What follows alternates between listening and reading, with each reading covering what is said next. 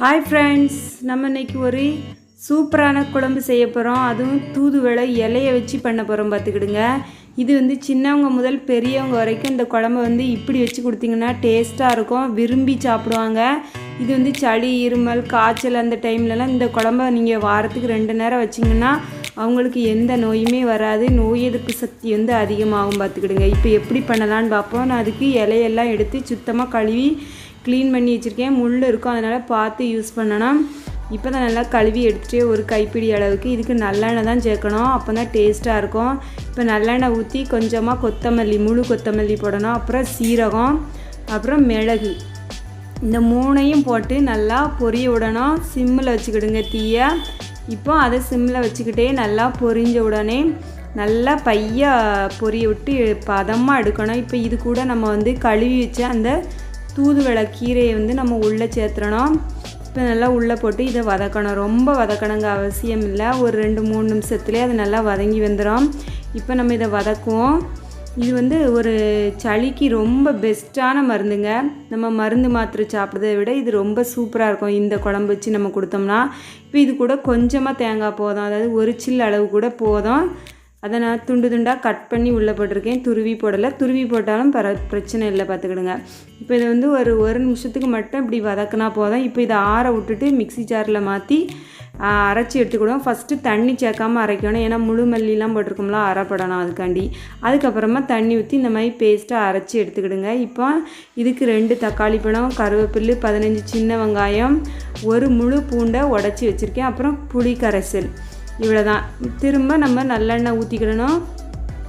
ஊற்றிட்டு கடுகு, வெந்தயம் போட்டு நல்லா பொரிய விடணும். ஃபஸ்ட்டு கடுகு போட்டிருக்கேன், இதையே சிம்மில் வச்சுக்கிடுங்க. பார்த்துக்கிடுங்க, நல்லா பொரிஞ்சு வரட்டும். இப்போ கொஞ்சமாக வெந்தயம் சேர்த்துருக்கேன். இந்த வெந்தயம் நல்லா பொரிஞ்சதுக்கப்புறமா அந்த நம்ம உரித்து வச்சு அந்த வெள்ளைப்பூண்டை உள்ளே சேர்த்துற வேண்டியதான்.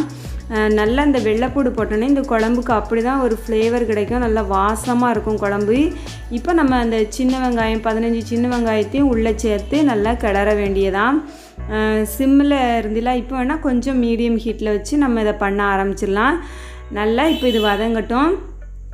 கொஞ்சமாக கருவேப்பிலை சேர்த்துருக்கேன். இது கூட நம்ம அடுத்தால என்ன சேர்க்க போகிறோம்னா அந்த வெட்டி வச்ச தக்காளி பழம், அந்த 2 தக்காளி பழத்தையும் உள்ளே சேர்த்து நல்லா மசித அளவுக்கு நல்லா வேக விடணும். பார்த்துக்கிடுங்க.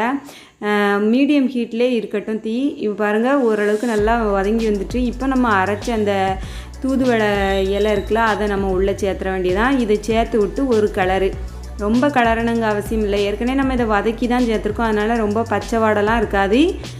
நல்லா கொஞ்சம் வதக்கி விட்டுட்டு இப்போ நம்ம இந்த புளி கரைசல் உள்ளே சேர்த்துற வேண்டியதான். புளியை கரைச்சி எடுத்துட்டேன். இப்போ அதை உள்ளே சேர்த்துருவோம். சேர்த்துட்டு அதுக்கப்புறம் நம்ம இந்த குழம்புக்கு தேவையான அளவு தண்ணி சேர்க்கணும். கட்டியாக வேணாலும் வைக்கலாம், சரி நம்ம கொஞ்சம் தண்ணியாக வச்சு அதை வற்ற விட்டு வச்சோம்னா ரொம்ப டேஸ்ட்டாக இருக்கும். இப்போ நம்ம இது கூட தேவையான அளவு தண்ணி சேர்த்துக்கிடணும். சேர்த்துட்டு உப்பு காரம்லாம் செக் பண்ணணும். இப்போ இந்த டைமில் தான் நான் உப்பு போட்டிருக்கேன். பார்த்துக்கிடுங்க. தேவையான அளவு உப்பு போட்டுக்கிடணும். நான் மிளகுலே காரம் கரெக்டாக இருந்ததுனால மிளகுத்தூள் எதுவுமே சேர்க்கலை. நீங்கள் ரொம்ப காரமாக வேணும்னா மிளகுத்தூள் சேர்த்துக்கிடுங்க, போதும். இப்போ இந்த குழம்பு நம்ம கொதிக்க விடுவோம். நல்லா கொதித்து இந்த மாதிரி எண்ணெய் பிரிஞ்சு வார அளவுக்கு இப்படி வரணும். பார்த்துக்கிடுங்க. நல்லா இந்த எண்ணெய்லாம் மேலே அப்படி திரண்டு வந்துட்டு பார்த்திங்களா, இந்த ஸ்டேஜில் நம்ம குழம்பு ஆஃப் பண்ணிட வேண்டியதான்.